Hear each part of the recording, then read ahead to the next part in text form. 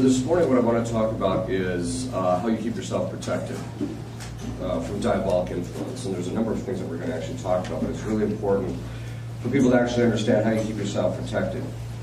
One of the first things that you have to keep in mind is that the demons are generally speaking to be ignored. In other words, you don't pay too much attention. You only give them the attention that is absolutely necessary, because it's the attention. That's what he did with Eve when he appears as a serpent. He's trying to get her attention. And so you have to treat them as if, they are to be ignored. In fact, even during sessions when the demons are manifesting, if they're not being compliant, a lot of times you just start ignoring them, and it upsets them because of the fact that they want attention. So it's very important that you ignore them. But the primary means of your spiritual protection is remaining in the state of grace, never allowing yourself to commit a mortal sin or to fall into the state of mortal sin. Because as soon as you do that, you end up causing some difficulties. And it basically boils down to this. When Eve, to put it in the context of Eve, when Eve fell, the fathers of the church say that she was actually created, and then she was led to Adam, and that leading to Adam for his judgment meant that she was created into what's called the state of subordination, which means that she was under Adam as far as the natural law goes and as far as the structure of the family goes. God did not, according to the fathers, communicate to Eve that they were not to eat from the fruit, from the fruit of the tree. He gave that to Adam. Adam then told Eve, we are not to eat of this fruit, so that it was clear that the proper headship would come from Adam in the determination about what constitutes the proper religious activities within the family. So that it's it's the father's responsibility to make sure that the religious activities in the public cult, which includes also the code, that is how you're supposed to behave, is followed. So he communicated that to Eve. When Eve ate the fruit, what she did is she stepped out of a twofold order, which all comes together in one. One, she stepped out from underneath the authority of God, who has a right to make the determination about what they can and cannot do. The second thing is she stepped out from underneath the authority of her husband. And in doing that, she ended up becoming subject to diabolic influence. By committing a mortal sin, as I mentioned yesterday, the effect of every mortal sin is possession. God just blocks it in most cases. So by doing that, she steps out from underneath the authority. Authority is a real thing. It is not just in the minds of people. It's a very distinct structure. When God created the angels and men, he established a very distinct kind of an authority. And what does authority do? It has the capacity or the right, it's a moral right, to protect and to provide, or to, like they say, it has jurisdiction. So you have the proper end of authority is to protect and provide for those underneath them. Once you step out from underneath that authority, you end up becoming subject to diabolic influence. We see this actually happening all the time. It's just that we don't really reflect on it. You take a child, the parent, the mother and the child are standing out in the front yard, and the kid's running around, and she says to him, "Do not go out into the street." He looks at her, runs out in the street, boom, gets run over. Right? Okay. What's the moral of the story there? It's because he stepped out from underneath her authority that as a result of that, he ended up getting hurt, became subject to getting hurt. The exact same thing applies in the spiritual life. When we step out from underneath the laws of God, especially in a grave way, we are unprotected spiritually. Okay. So, being in the state of grace is always maintaining yourself underneath that divine authority, that divine order, and as a result, you're always protected from that. The second thing is God is a good banker, basically. In other words, when he invests in something, he makes sure that he invests in stuff that's very conservative and that he's never going to lose his principle, right? I mean, that's his, and so he takes extra means to make sure that he's not going to lose it, okay?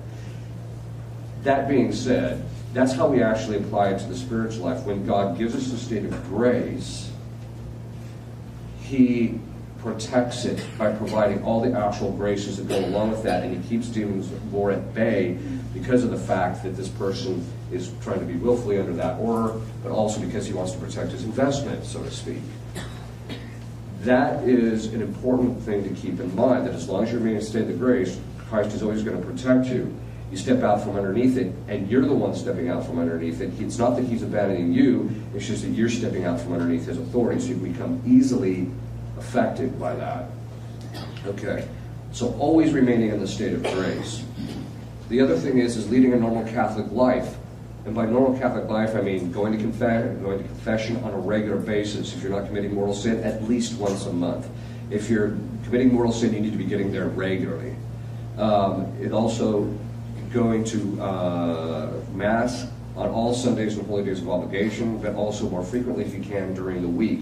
Because as you receive the Eucharist, it strengthens you spiritually. That's one of the things that St. Thomas Aquinas observes, is that the Eucharist sustains us, but it also strengthens us spiritually in relationship to even the spiritual warfare. So that's one of the key things to keep in mind. If you haven't received certain sacraments, like you're an adult and you haven't received confirmation, confirmation is huge because it makes you a soldier of Christ. That you're actually not just in relationship to people, but also in relationship to demons. So it has a huge impact in relationship to diabolic influence. In fact, one case I actually had, the person had to, their confirmation, they had to receive confirmation. Once the person was confirmed, there was a drastic change in the strength of the demons during the possession. So this is something to just keep in mind, that the sacraments have a huge impact in that. The next is a regular life of prayer. As I mentioned yesterday, St. Augustine says that he who does not pray will not be saved. So the moral of the story is you have to pray to fulfill the requirements of justice in relationship to God. But as you pray more and more consistently, demons don't want to get involved with you, because the person who prays a lot is much more sensitive spiritually, and so they're much more likely to recognize their activity, which means they're more likely to take a beating, which they don't want to take. And they don't want to get humiliated in the process. And this still doesn't mean that God doesn't throw them in the ring with you from time to time, despite the fact that they don't want to be there. But the regular prayer is very important. Now, there's different kinds of prayer that are really key to fight off diabolic and getting any kind of diabolic obsession, but also to conquer any type of consistent temptation in a particular area. In fact, St. Thomas says it's impossible to root out imperfections without a consistent life of meditation. He says it's impossible. And so this is a very key thing, because the meditation in the lifting of your mind and heart to God, which is the definition of prayer, when you lift your mind and heart to God, you're thinking intellectually, or you're using your intellect and the will. And those are precisely, as we showed yesterday, those are the avenues of attack for the demons. So as you're praying regularly, the demons are going to back away from it. So diabolic obsession and temptation are heavily influenced or kept at bay, and you can be protected a great deal from a consistent life of meditation. I personally know of no person who has led a consistent life of meditation for 2 to 3 years and done it consistently that is diabolically obsessed or possessed. I don't know of one of them. Because one of two things is going to happen. As one demon once told me, he admitted that what blew him to the surface, because he was hiding, what blew him to the surface is, he just says, I couldn't take the woman's meditation anymore. She was meditating regularly, and all of a sudden, he couldn't take it, so off he comes to the surface. I call it stinging fish. You know where you put the electrodes in the water, you run the electrodes, and the fish float to the surface because you stun them. And the bigger the fish, the more juice you have to give it, so it comes up. Well, demons are the same way with prayer. As you say the prayers, it stuns them, so to speak, it hurts them, and so they eventually come to the surface and they'll manifest themselves if they're possessing. If they're not possessing, they'll leave you alone, they'll get away from you because they don't want to deal with the pain of looking at what you're looking at. Okay, in the meditation. There's also other kinds of prayers. One of them is binding prayers. No, a binding prayer is basically a prayer which you say in order to bind the demons from a certain kind of an activity. So it's very simple. It basically goes like this. First, you have to name the spirit. So you have to figure out what's his behavior. This is why I mentioned, praying to Our Lady of Sorrows to ask her to reveal the nature of the guy that you're dealing with is really important. So once you find that out, then you just say, Spirit of, and then you name him, like so if it's anger, spirit of anger, or fear, or lust, or whatever the case is, Spirit of, I bind you in the name of Jesus. And then you can add several other things, like in the name of Jesus, by the power of his precious blood, by the intercession of the Blessed Virgin Mary, etc., or by a particular saint that you have a devotion to. I bind you and I command you, this is the short version, I command you to go to the foot of the cross to receive your sentence. To receive your sentence, okay. And then you just make the sign of the cross. This is a very, I don't know why I can't do anything this way. So then you make the sign of the cross. Okay, this is a very powerful form of prayer. Back to the question of authority. One of the big problems that we have as exorcists is people show up on our doorstep and they're diabolically possessed or obsessed because they were running around doing deliverance ministry on other people and they didn't have sufficient authority to do so. As I mentioned yesterday, saying binding prayers for you can say it over something you have, because it's a form of command. I bind you as a form of command. You have to have authority over the thing you're binding the demon in relationship to. So if it's your property, or if it's you, or if it's your children, because you have authority over your children, then you can do so. If you start binding demons in relationship to other people that you don't have authority over, you don't have, because you don't have that authority, you don't have the protection. God protects the person who exercises their authority in a rightly ordered way. He protects it because he was the one who established it. In fact, he established it for protection for other people, and so he'll also protect the person that's doing that protection as well, as long as he remains under God, of course. So the people, you don't do that. You have to change it.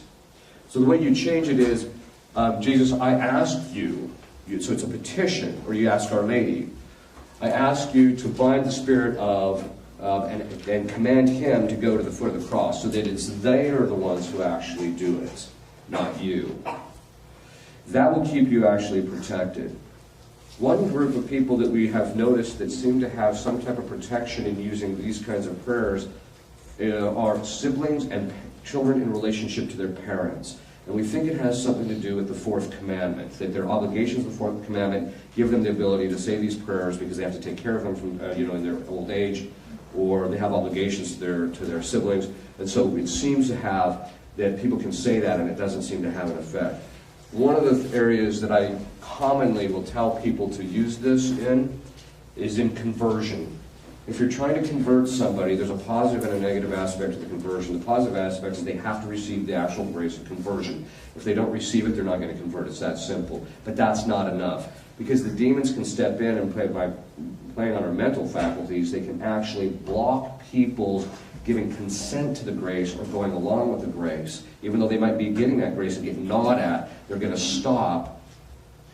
They're just going to not follow the path of that grace. So I tell people, do binding prayers over the person who you want to convert. That is, especially like if it's your parents or something of that sort. And what I've found is that it's had a huge impact. I know one woman who prayed for her husband for over 20 years. Like almost 30, I think. And prayed for his conversion. He was a really good man. I mean, you couldn't help but like the guy. But he just would not convert. So I said, here, we'll start saying this binding prayers against any demon keeping the person from converting. Within the year, he converted. So this is, and you say it once a day or whatever the case is for another area. So you can do that for conversion, people who are not doing the right kinds of things, etc. Another area that this is really helpful is when you notice, for example, that your children are engaging in certain kinds of behavior that are inappropriate. One of the areas that I use this commonly is, I get it about 3 or 4 times a year. Someone will show up on my doorstep and say to me, my daughter is dating a guy who's bad news. And she is loves him to death, doesn't see the fact that he's a schluck. So what can we do to get, what do I do? So I said, we can pray for her to get the grace to see the guy's faults. But I said, the other thing is to start saying binding prayers over them for any demon that's keeping them together.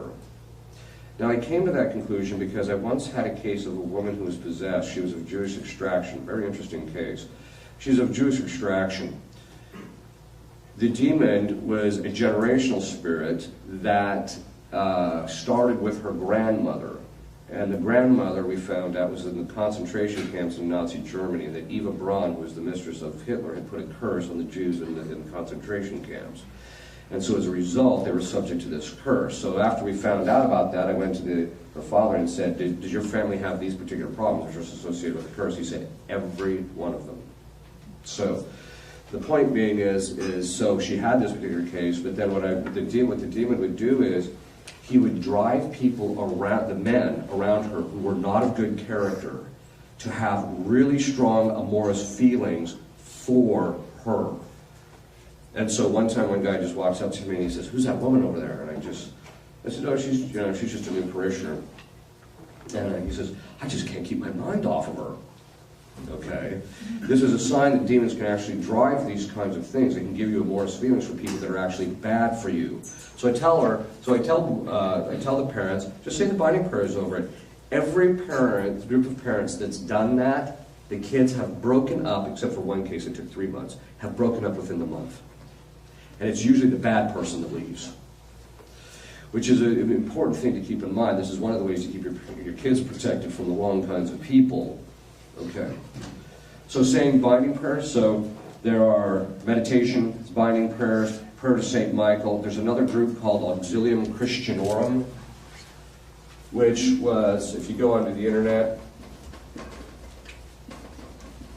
you can download their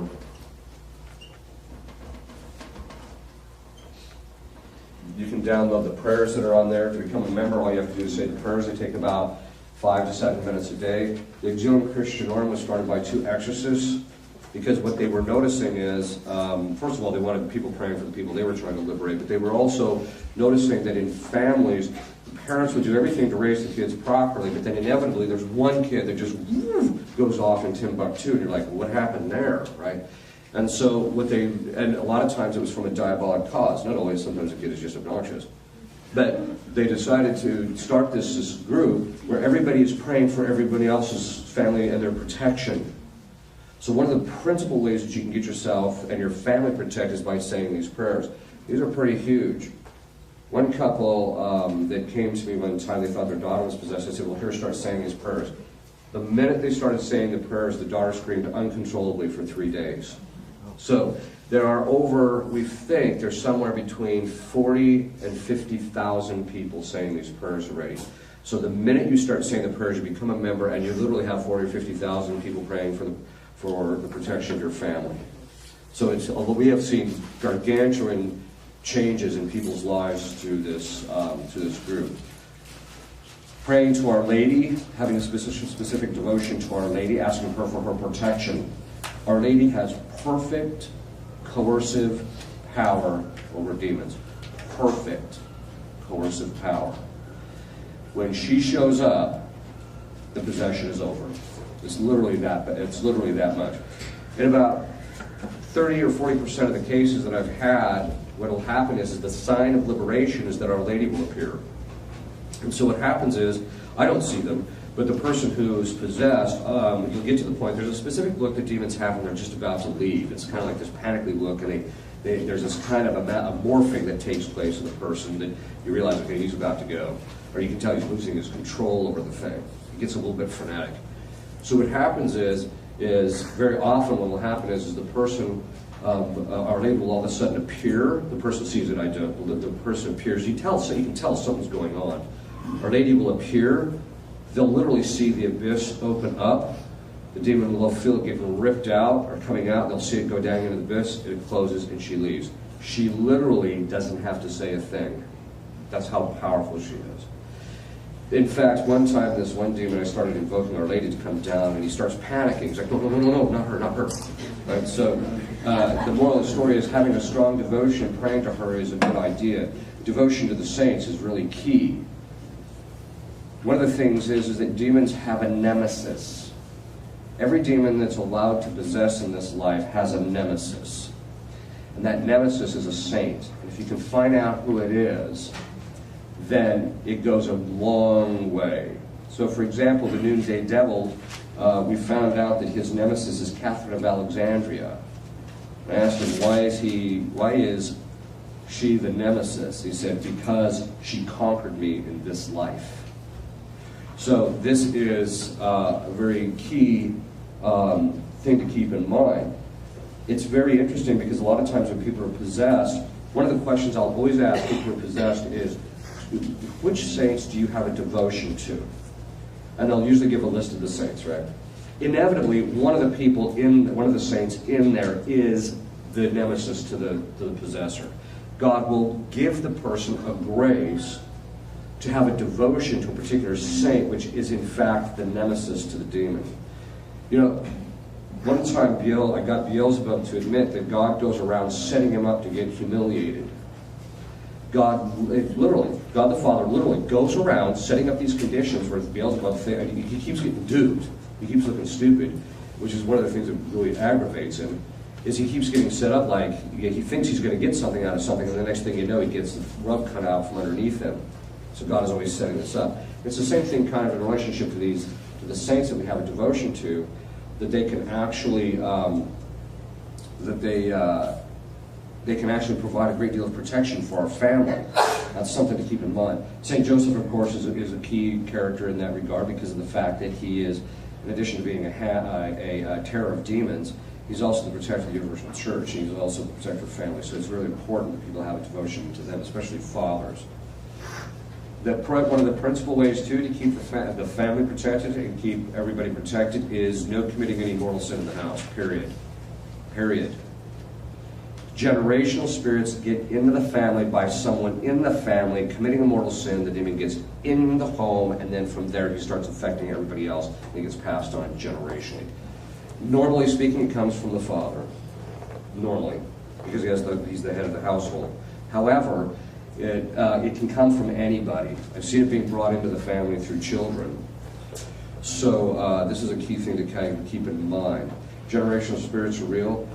Praying to Our Lady of Sorrows to ask her to reveal the generational spirit of your family. In my experience, 99.9% of families have one. So, because it's a common, it's part of the pious tradition that there are different kinds of guardian angels. You get your own guardian angel at the time of your conception. That's the general consensus now. At the time it was kind of at birth, or in the past it was birth, but now it was always a kind of a debated topic, when do you get this guy? But now it's kind of generally conceded at the time of your conception. And then, in addition to that, there's one for each marriage. God consigns a guardian angel to the marriage, so you pray to him, to your parish, regions, towns, major corporations, in fact, countries, to your priesthood. There's numerous different kinds of guardian angels. You can pray to the guardian angel of your priesthood. So just as God assigns a guardian angel to your family, Satan also assigns an angel to afflict you and your family. So a good thing to do is ask Our Lady, who's this guy I'm dealing with, since you can beat him up on a regular basis and keep him at bay. Then praying to Our Lady of Sorrows to reveal to you who is the generational spirit of your family. Then once you find out that is, then you can start binding him. Start saying prayers and doing things against him to get rid of him. Sometimes they can be kind of stout characters, and you may have to see a priest to kind of get rid of him, but that's, something that's really important as far as keeping yourself protected. Okay. So, devotion to the saints. But the other different kinds of prayers, prayers to St. Michael, prayers to St. Michael, having a regular life of prayer. One of the things we discovered was that people, we discovered it indirectly. I'm not going to go into how we discovered it, I'm just going to give you the conclusion. What we discovered is that, especially with men, but women also, that if they are struggling against chastity, having them say Lauds and Vespers every day from the old rite breviary and if they're doing everything else they need to do, will keep them out of mortal sin. If they say it consistently. So there's something about the old rite breviary in that regard. It provides a level of protection. We don't know why. We just noticed that it does. Okay. You can go into all sorts of speculation. Another way to keep yourself protected is not getting involved in anything stupid. You know, like witchcraft and those kinds of things. Everybody's, you know, as soon as it came out, it was like, have you ever heard of the game Charlie Charlie? Yes, I've heard about the game Charlie Charlie. Okay, you have to teach your children against those things. It's like I was telling one person recently, I texted back, I said, you know, I thank God for the parents that I got that told me, stay away from the Ouija board, stay away from these things. These things are a form of diabolic channeling. People think it's just a harmless game. They're not harmless games. I know people who become possessed through practicing these things. So teaching your children against these things, staying away from them.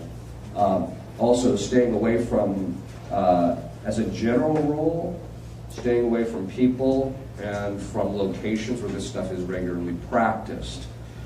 Now, demons aren't contagious. You don't pick them up by being around other people, except insofar as if you spend a lot of time around someone, the demon that's with that person will start picking at you as a form of normal temptation to try and get his foot in the door. But if you're just around somebody for a short period of time, you're not necessarily going to pick anything up. However, if you are in the state of mortal sin, or if your spiritual life is in improper order, and you step into a house or a place that is diabolically infested, you can get diabolically possessed as a result of it. One time when I was in Omaha, or when I was the exorcist for the Archdiocese of Omaha, there was these paranormal investigators called us from Iowa. Now that's another thing, don't watch those movies, okay? Because it's just a form of curiosity, which is the door that opened it to all our problems, because Eve got, you know, it was Eve's curiosity that caused all the damage. Okay, of course we got stuck with it because of Adam's choice, but that was the beginning. So these paranormal investigators call me and they say, hey, we got this woman that we think is possessed, and we think the land is possessed. Can we bring her over? And I said, yeah. So the other exorcist that was with me, I said to him, you know, why don't you say when she came, I said to him, you say the prayers to exorcise the land from a distance, which can be done. It's not as effective, but it can be done. So he said, okay, now what I forgot to tell him is, oh, by the way, say some prayers to keep us all protected. Totally forgot that. I paid the price for it a little later. But in a form of diabolical oppression, which basically came as a form of, it looked like food poisoning, but there wasn't. It was just odd.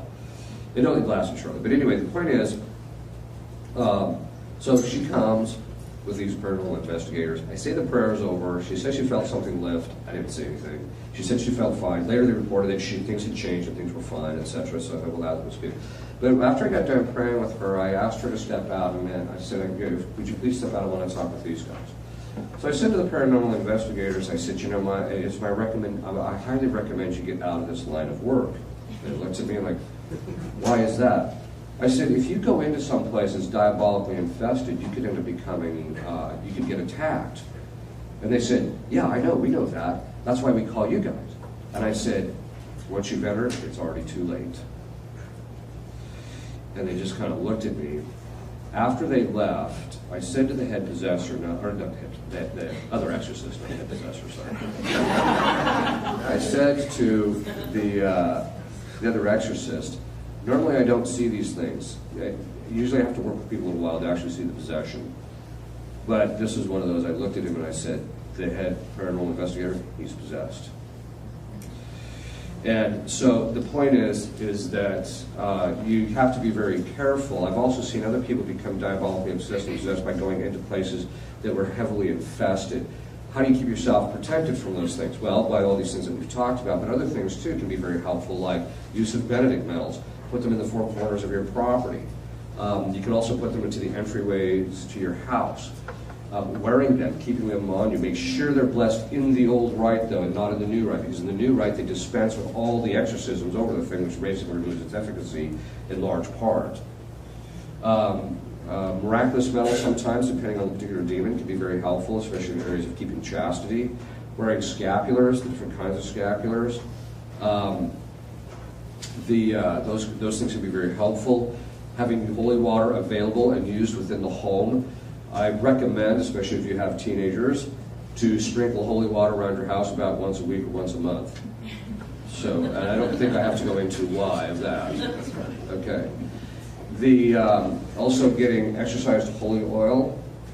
I recommend that, and I tell people feed it to your kids, so that if there's any, that it provides them protection, but also if there's anything diabolic, it'll actually drive them out.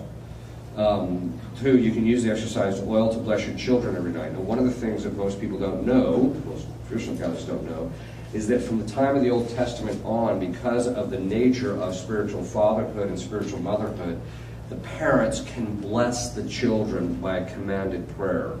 They don't just have to ask. They can actually command the prayer. And when they say, God bless you, and they make the sign of the cross on the child's forehead, he actually receives a blessing. And the priest can do it over everybody. They can only do it over their children. The father can also do it over his wife. The wife cannot do it over her husband because she doesn't have authority over her husband. So, but she can say binding prayers for her husband because of the marital contract, which gives her rights over the body of her husband. So she can do it under that. Using exorcised salt, feed that too. One time I was in a seminary, and there. I decided to exorcise all the salt in the building. The next day, 2 seminarians that we were very concerned about decided to leave. So whether it was a connection or not, I don't know, but that's the type of thing that you'll generally see. Now, I'm not suggesting you use it to get your kids out of the house, but I am suggesting that it can help your children, and it can help you, too. The other thing is make sure you keep yourself protected by doing these things. There's another kind of prayer. We discovered this through a case of diabolic possession because the demon was oppressing the woman's finances, and so I decided that I had enough and decided I was going to get out of this guy how you break diabolical oppression. Because with diabolic oppression, basically exorcists had always said that you just increase your prayer life and then it'll go away, which is true, it will, but it takes an inordinate amount of time very often. And unless the oppression is connected to a curse, in which a priest can actually just say the prayers and break the curse, and then the oppression will lift, which I've seen happen. It just doesn't happen that commonly. Usually most diabolical oppression is the result of either the person committing some kind of sin or someone else engaging in things. We're seeing a drastic rise in oppression because of people being involved in witchcraft and things of that sort, so, and Satanism and their neighbors doing all that kind of stuff. So as a result of that, we're seeing a rise in it. So I thought to myself, I want to get this out of him. Well, it was the 3 most brutal sessions I've ever had as an exorcist. This guy did not want to give this information up. And like I said, it was 3 of the most brutal sessions. Finally, we get to the end of the last session, he started coughing up the information. Now, again, I put it colloquially. It was a much more formal process in the quote, dialogue, ecumenical dialogue between me and this demon, quote. Okay. What I did is, basically, this is what he said. He says, look, we do not have rights over you or your property. Christ only gives us permission to come in and afflict them. And I said, okay, so how do you break it? He says, well, it's like any other right. And I said, well, I'm not quite getting it here. What do you mean? He said, well, you have to assert your rights over the thing they are afflicting and command us to leave, and we'll leave. You just have to be firm about it. So I thought to myself, actually, that makes a bit of sense. Because we do the same thing naturally as human beings. We have a natural inclination to do that, right? So if we're sitting on our porch and some guy comes up and starts stealing the gnomes that are in our lawn, right? What do? Our first thing is we establish our rights over there. Hey, that's my gnome, get off my property, right? So that's what we do. So you have to do the same thing with them. So we drafted a prayer, and so which has that contained in it, and she started saying it, and I started saying it for her as well, and all of a sudden, boom, he just stopped. But then he started this business of the stuff we would pray over, he would stop there, but then he would move to something else. Then we'd get plaque cleaned up and he'd move to something else. So I call it the waffle bowl game. You're trying to keep getting the whole bowl that's popping up out of the hole. So at a certain point I had enough of that. So one of the next sessions I had with her is I managed to beat out of him. By this time, there was something that happened in him. When we got that information about how to break oppression, you can tell he was broken in the possession. Something had drastically changed. He just didn't have the power to resist anymore. So that was a huge battle. It must have been one of the reasons why he was holding on to it so much. But anyway, once we got this time, in this case, this session, he was actually willing to say it. So I commanded him to tell me, and he said, okay, here's the story. if you retain the rights over your property, Christ will always give us a certain amount of access to them. But if you consecrate them to Our Lady and give them entirely to her, doesn't mean you don't use them for the normal things, but you give them entirely over to her and detach yourself entirely from them and give them to her. He says, once she takes ownership of it, we cannot touch it. That's pretty big. So we drafted a prayer based upon the total consecration of St. Louis Marie de Montfort. We modified it to include the specific things that they were affecting. It has had a gargantuan effect on the people who have said it, who have suffered from diabolical oppression. In fact, there was a doctor once whose his finances were being oppressed at his work. And so he said the prayer, and it immediately stopped. Everything changed, and everything started functioning normally, which tells you something. Okay. So saying those prayers is one of the, and I tell people sometimes, well, if you're working in some area of the church, if you're working in the church or you're doing these other things, because demons like taking out people that do good work, or if you're trying to lead a good life, one of the things is that very often it's the Catholic families that are leading. You're trying to lead an Orthodox Catholic life. They're the ones that are attacked the most. I'll often tell them, consecrate your exterior goods and do all these things to keep your kids protected, and maybe you won't be attacked as badly.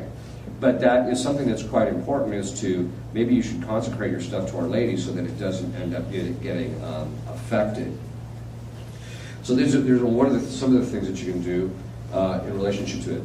Padre Pio said that the weapon in spiritual warfare is the rosary. Saying a daily rosary every single day. I personally don't know of anybody who says the rosary consistently every day and has done it for years that gets extraordinarily diabolically attacked.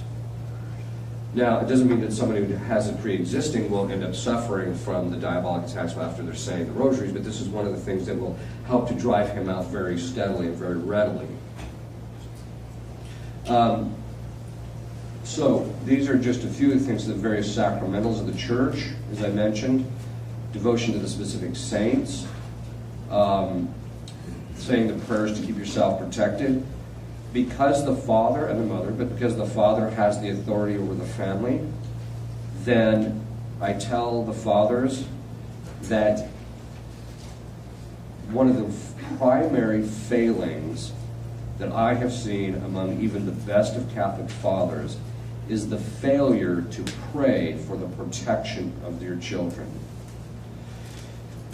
Because you are the authority, your authority is not just about, to provide and protect isn't just a material thing. It's not just there to get the money, bring home the bacon, and it's not just to keep, intruders out of the house with your big shotgun. But anyway, the point is that it's not just to protect your family spiritually or physically, it's to protect them spiritually and to provide for them spiritually. To provide the grace, but also to protect them. And this is something that's very important, because very often you'll just ask, when they start having problems, have you been praying for your kids' protection? No. Well, there's part of the problem. So, following the right order, children can avoid becoming diabolically influenced by being obedient to their parents, by respecting their authority. Same with wives in relationship to their husbands.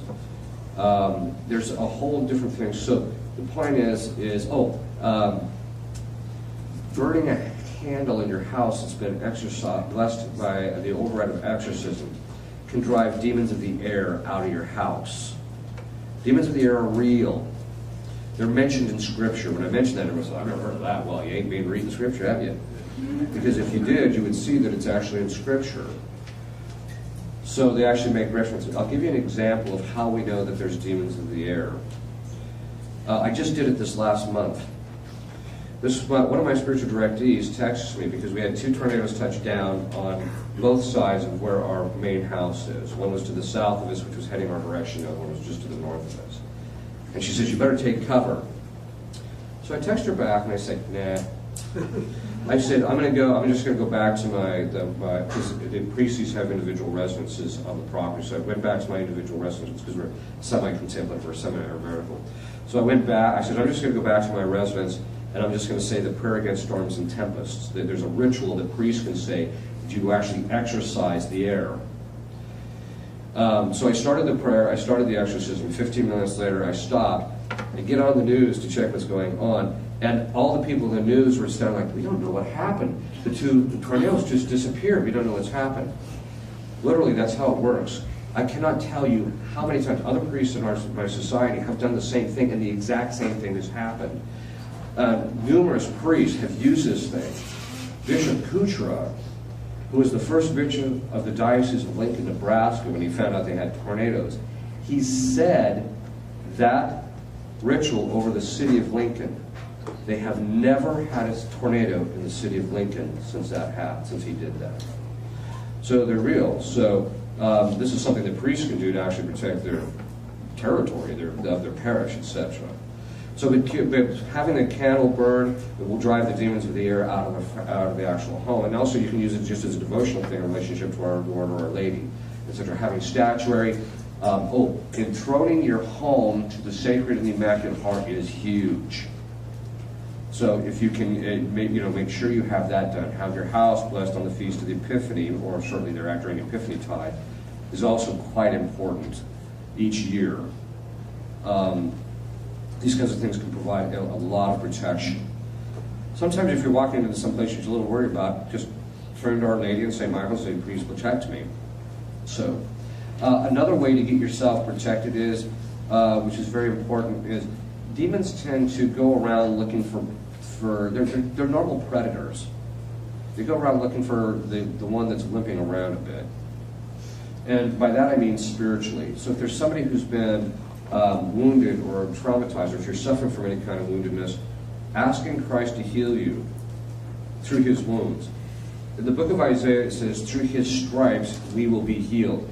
He was predicting, Isaiah was predicting what later St. Paul says, through his wounds we are healed, was predicting the fact that Christ would allow himself to be wounded so that through that he would merit our physical, spiritual, psychological, and moral healing. So when you're looking upon that woundedness of Christ, you realize he did it so that you would be healed. Right? So praying to him and asking him to heal you through his wounds, and then once you become healed, the demons are less likely to get involved with you because they realize you're more stronger now, and so they don't want to deal with you.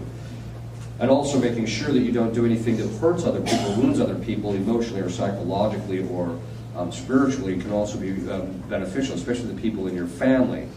You know, one of the signs of diabolic involvement in a family is when you see this in a lot of families where when the arguments ensue, everybody goes for the jugular and tries to find the thing that's the most hurtful to say. Yeah, that's what the demons do to each other chronically. That's what they're always doing to each other. So you have to stop that kind of behavior. You know, and when you look at the things that you're doing in your life that are disordered, just realize that's what the demons do. One time my superior said to me, they said, you know, we've noticed that you've changed quite a bit. You've mellowed out a lot. And I said, yeah. I said, it's because one time I had this possession case and I was looking at the demon and I'm like, that's what I look like. That's pretty ugly. And the point is that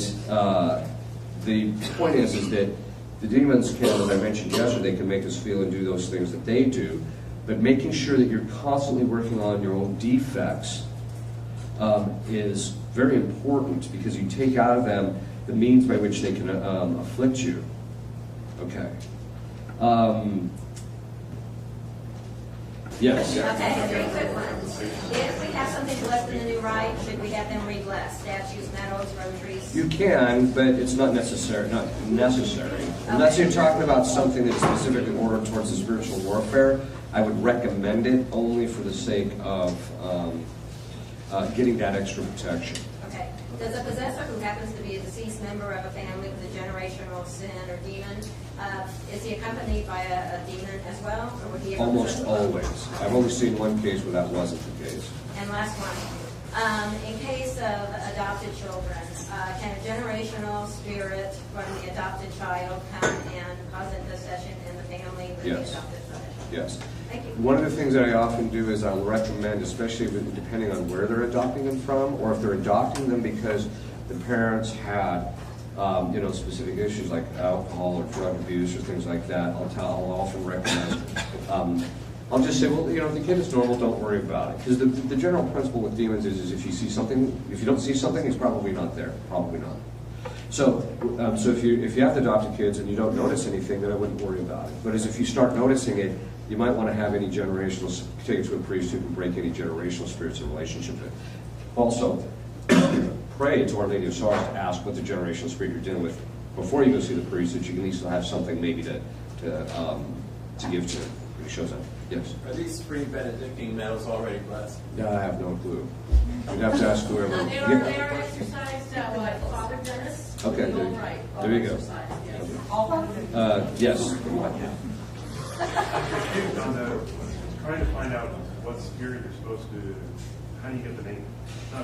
The name, you don't want his proper name. What you want is his behavior. So if he's making you angry, or if he's making you just say spirit of anger, I bind you. Or like if your kids, if it's spirit of disobedience or something like that. So you look at the behavior, and then that's the name you give to it, and that's what you bind. Yes. There's a show on TV, Long Island Medium. I don't know if you're familiar with it, but it's a lady. She says she's Catholic, but she can see dead people, and she'll tell them, like, oh, this is what your dead relative is saying. Can you comment on that kind of thing? Yeah, being a medium is another form of diabolic channeling, and it's an avenue. That's what seances are. Basically, what you're doing is you're opening yourself up to the spirits talking through you or communicating with you, and there's a lot of misunderstanding. A lot of them think that, there's good spirits out there that you can communicate with. Yeah, they're called angels, but God is the one who determines when and when they cannot. You can't do anything to determine that. So, whereas if you try to do something to set that up, it's a superstitious act, and that's when you open yourself up, the demons can get involved. So in her particular case, I watched her just a little bit, just to get a sense of her. I think my take on it is that she's one of these people that's extremely adept at reading situations and people, and can kind of get stuff and do certain things. Whether there's anything that's diabolic about it, I'm not real sure, because I haven't seen anything like it, but then she's just really adept at reading people. The other thing is, too, you do the normal tricks. There's somebody in here whose parent just recently died, and you're suffering from it. Well, you can say that about any group this size, right? So you just have to watch for those kinds of things. So I tell people to avoid those kinds of shows, avoid the paranormal shows, because going around looking at that stuff. The big thing that was in vogue for a long time was going to cemeteries and trying to summon the dead, that kind of thing. You just open yourself up to get whacked. Okay. Things in our own body is a divine decree. St. Thomas says that the will is a universal power. And so there is some speculation that things like telekinesis and things of that sort were when Adam and Eve had them. And that at the fall, God truncated it and restricted it removed their ability to affect things outside of themselves. So once you're released from the body, the will still retains that universal power. So it has the ability to affect other material things, God permitting. We know this to be the case because of the fact that Our Lady does it, the saints do it, and things of that sort. So in relationship to enlightening our mind or putting something in our imaginations, etc. Okay. And there are certain instances where angels have actually moved other people's bodies during times of distress or what have you. So we know that those things, not angels, yes, the angels have, but with people, the idea is that when people are damned and they're particularly bad, under certain circumstances, God will allow them to come back and be able to influence in the same manner that a demon does. So now there's a small percentage, very small percentage of exorcists who just says, no, they're just demons, they're just faking their people. No, there's a real distinction, because at least in my experience with them, with angels, when it's fallen angels, that is demons, you'll ask them, you'll command them to tell you, what were you damned for? It's always a spiritual sin, like pride, envy, something like that. It's always that. Whereas when it's a human being, it's almost always something tangible. So one guy that I knew, that was possessing this one woman, he was damned for having hung a man. Another woman, or another case was that one of the possessors was her great-great aunt, and we commanded her to tell, what were you damned for? Promiscuity. So, and it was funny because every time that she would manifest, all of a sudden the woman's facial features would get really soft and she'd start twirling her hair, and you're just like, a little frivolous here. But the point is that they have to be something that it has to be particularly bad. In the case of Anneliese Michel, that she was possessed by, if it was accurate, Hitler, Nero, the parish priest, as I mentioned, who they found out was particularly bad. So they have to. It's not just, you know, like I said yesterday, Aunt Bessie, who happened to, you know, didn't want to go to mass on Sundays. You know, it's not usually that. It's usually something that's really bad, even though that is more simple. Yes. With a doctor having a patient, or in my case, a therapist having a client, does that give us any authority or not? Okay. Although once you adopt someone, in other words, it's a legal thing. So once you adopt somebody legally, you can do it. If you have power of attorney over somebody and they become incompetent, once they lose that competence, then the authority would kick in. So it has to do, yeah. So in that particular case, no. But you can do it in the other way, where you just say, in fact, I'll recommend this often to people who have therapists who come to me and says, you know, I think my client has diabolic problems. So I'll just say, well, you know, one of the ways you can find out is just say the binding prayer, but don't say it as a command. Just say it, you know, Jesus, I ask you to bind the spirit of action. You can say it mentally.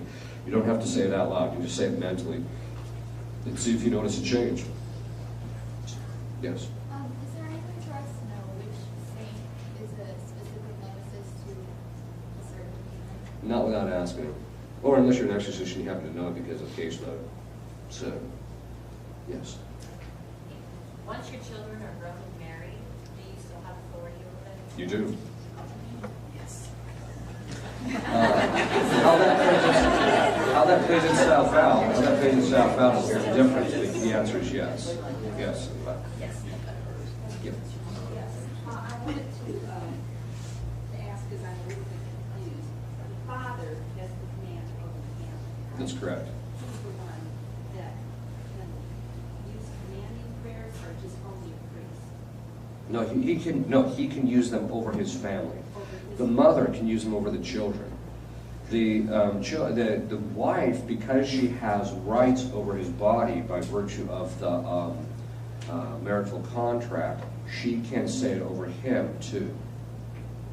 Does that make sense? Over her husband. Over her husband. And one more thing. I just received an email, and I can't remember who it's from, a Catholic organization that says there's a new series coming out on TV called Lucifer.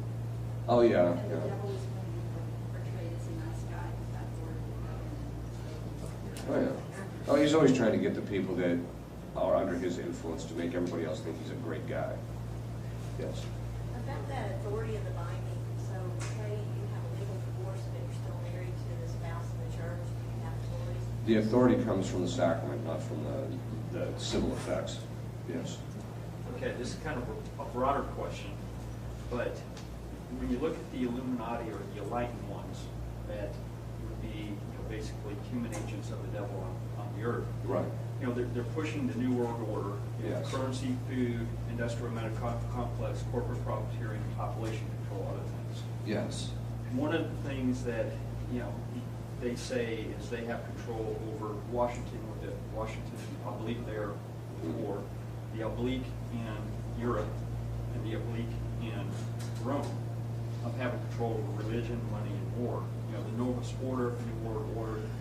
There's a lot of people, I say, that they have infiltrated the Catholic Church in a major way. Could that be true? And if so, what do we do for spiritual work? Yeah, I mean, the documentation, I think, is pretty clear that they did. In fact, the infiltration of the Catholic Church has already testified publicly before Congress by Bella Dodd. I mean, Bella Dodd said that the Freemasons, the communists, were very closely together, but she said we flooded the Catholic seminaries. We got over 1,000 communists into the Catholic seminaries in this country alone.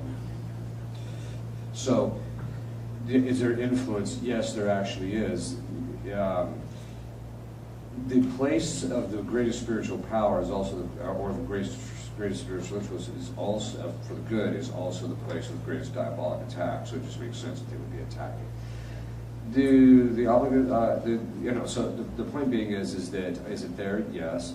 These things are all predicted anyway. All these things, the New World Order is in effect predicted by the saints who talk about how governmental structures and financial systems would come under this control of a single agency, but that was necessary in order for the Antichrist. So that's just all that means. I mean, so is it there, the spiritual warfare? Yeah, it's there. You just have to pray, keep yourself protected from your family so that any of the effects of it don't occur. Right? That's about all that you can really do, because these things are, you can pray against them and you can do certain things, but they are largely out of our hands. The one thing I keep telling people is, this is really funny. I was a mechanic for about 25 years off and on for my father, because I would go home and I would work with him ever since I was a teenager. But even after I was a priest, he would get busy, so I'd come down and help him out when I was home on vacation. And so I'm one of these guys that just likes working with my hands. So I went and I bought an assembly of a torch set. And I would go to get the bottles, and I get to the location. I'm in my cassock, and I'm buying these assembly oxygen well. And this guy, as we're loading it, he just asked me, he says, "Hey, can I ask you a question?" I said, "Sure." He says, "What do you think about the way the world is going right now?" And I told him, "It's in free fall." And he says, "Yeah, that's what I've noticed. That since about 2008, roughly, this thing is literally spiraling down with nobody putting any brakes on it whatsoever. There is literally no public agency that's trying to slow this thing down, that is effective in any manner whatsoever." And I think that's just kind of generally where we're at. And some people ask me, "Well, what do you think about that?" And I said, "Well, I just think it's God setting us up to get spanked. Because we're bad children, and needs to spank us, and it's coming." So what that's going to look like, I don't know. I really don't want to speculate too much on that, so yeah. When you're doing exorcisms and everything, you're saying you're speaking to the demons. Are they speaking through the other person's voice, or sometimes it's their voice, sometimes it's the demon's voice. Or I've only heard a demon speak directly to me without any kind of physical agency once.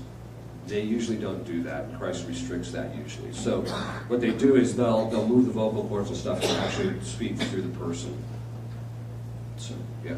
When I have authority over my nephew who comes to stay with my husband and myself every summer, he comes from a broken home, divorced parents, and my brother's on the road, he's a trucker, and so he's not in the house with us, so he gives us charge over his son. So would I have authority over my nephew? Not the spiritual authority that would let you do the binding prayers. Okay. How? By commandment. So you just ask Christ. Have to be asking. Right. Okay. Yes.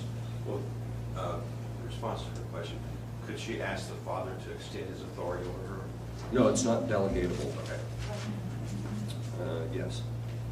When you said like we're in free fall, I think we have to start not being closed in ourselves and merely protect. I believe everything that you said. I think it's wonderful.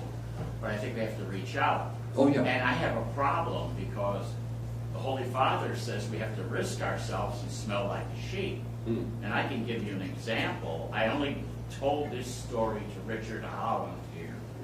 I was in Japan, in Hokkaido, as a catechist, and the pastor told me, I could go to Shiganotani, this coal mining town, and I had 8 people.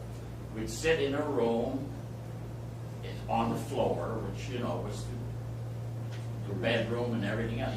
One room serves everything. My problem was I taught the catechism, and it was in Japanese, and then used the scriptures. They had the scriptures there, and so I could relate them to Christ. However, when I looked on the wall, there was a 5-foot wide poster on there. There was a suntory. The woman was totally naked with a Suntory whiskey bottle right at the proper place. You see, obviously it looked like a phallic symbol, but she'd be looking at me all the time as I'm teaching, okay? Now, I cannot stop that because in Japan you can't tell people how to decorate their house. It's rudeness. So my thing was to just keep teaching. How much is basic taste? No, sorry, okay. This is the devil looking, as it were. Okay? And right near the time when we were finishing and they were getting ready for baptism, I went in, and lo and behold, there was two oval pictures there, the Sacred Heart of Jesus and the Sacred Heart of Mary. I didn't say anything. Right. After the class was over, he said, you know, what we had on the wall after your teaching here didn't speak to us anymore. That was a Suntory. After that, I went to OU Body to start out. Well, the teacher would invite me into the home at night. And of course, they had these liter bottles of beer. And in Japan, you cannot pour your own beer. He has to pour it for you, and I have to take care of him. And so after I get loaded with beer, I said, man, I can't, you know, I couldn't drink it anymore. Well, he thought I wanted whiskey, so I'll come to Suntory. The wife was the Suntory lady now, clothed, however, and I had this whiskey. Well, by the time I left the house, I said I had things to do the next day.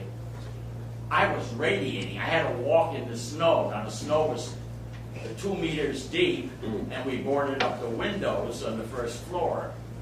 And so I was radiating, and I remember telling a priest, I said, you know, this boozing for Christ is kind of hard. What I'm bringing out is what the Holy Father is saying. You kind of risk yourself a little bit. And that side can wear you out, you know what I'm saying? And I never was told anything about the devil, and I believed in the devil and the angels and prayed. Right. Yeah, I mean, it's true that you have to, yeah, okay. There's a distinction between, you don't risk your family. But it's true that it's based upon our own particular circumstances, that we might be in a circumstance where we do have to go out of ourselves in order to help somebody. We just have to make sure that we're not putting ourselves at spiritual risk of committing any kind of grave sin or anything. But yeah, no, I mean, I agree, you do have to help people, but right now, my basic point is that you have to, in fact, I think what you said brings up a very important point. Right now, I think it's gotten so bad that trying to get the overall, like the governmental structure and all these things straightened out, you're not going to get those things straightened out. It's got to be on a person-by-person basis. That's where you've got to deal with people. And when you see people are open, then that's when you make the entrance. Yes? You mentioned something about the Freemasons just a little bit ago.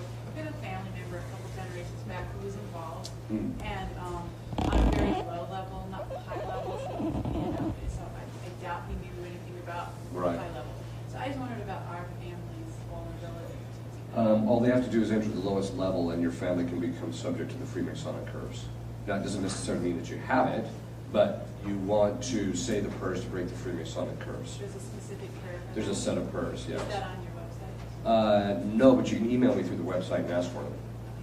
Yes? Yes, do we have authority to bind under a godchild? No. That's a common opinion that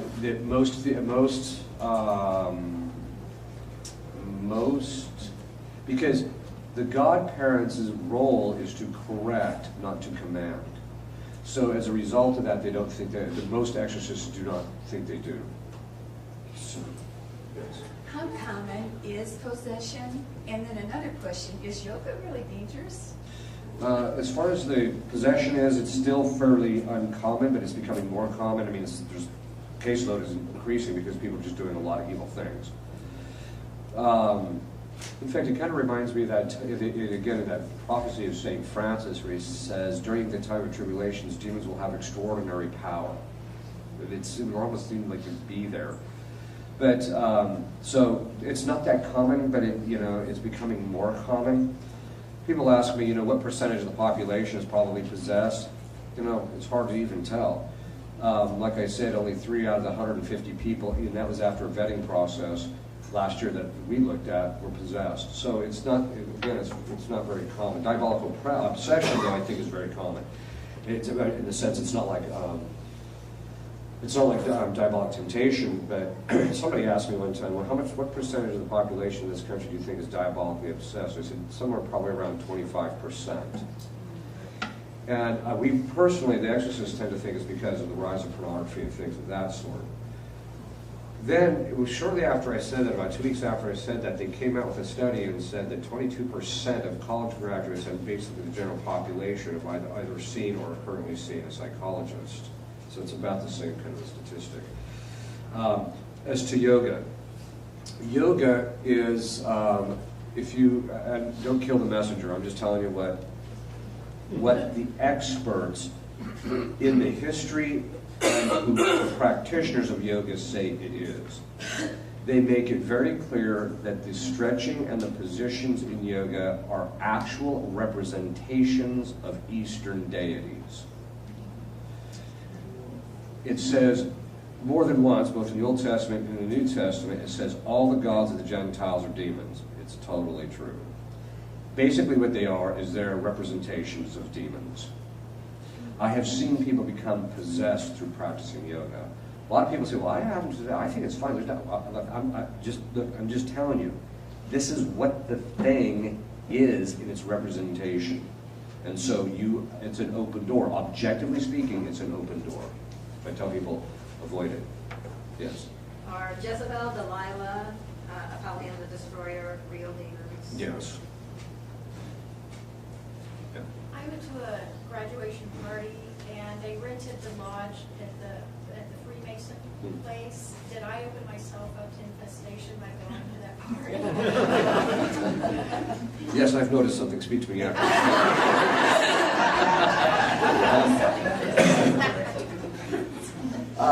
You can, yes, but like I say, if you didn't notice anything after you left, then there's probably nothing there. I wouldn't worry about it. All right. So, yes. Could you spell that website? Yeah, it's www, of course, AUXILIUM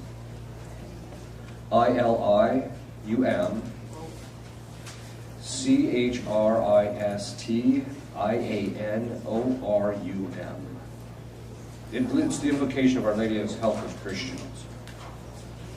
Yes. Father, could you please tell us what prayers we can say? Say we get invited to somebody's house that we don't know, and we find out that they have got questionable looks, they've got iconography that we don't recognize. It looks like it might be from like the Sumerian period of some old god. And we've obviously found ourselves in a situation where we see people worship differently that is of Satan. After we leave the premises, what prayers specifically should we say to protect ourselves from exposing ourselves to something like that? Well, there's two things. I think one is just ask your guardian angels to guide you so you don't end up going into houses like that. The second one is while you're there, so if you see something, just say, St. Michael sees, protect me, and ask Our Lady to protect you. And usually it will work. So, okay. Yes? When we say our prayers, say to the saints or to the angels or even this, when we say it to ourselves quietly, can they hear, understand? Yes. The way it works is this. Our thoughts are shrouded from all other intelligent creatures except God. And then God can reveal it to specific people, except God structured into the very nature of angelic communication and also human communication, but it's currently restricted at the moment under certain circumstances, that if you, by your will, direct your thoughts to another intelligent creature or to God, that person hears it. So we can pray for our loved ones in heaven. Yes, you can pray to them and they'll hear you. Even in our quietness and our angels. Yes, it can be done just purely mentally. We can make this command even within ourselves without saying it out loud. That's correct.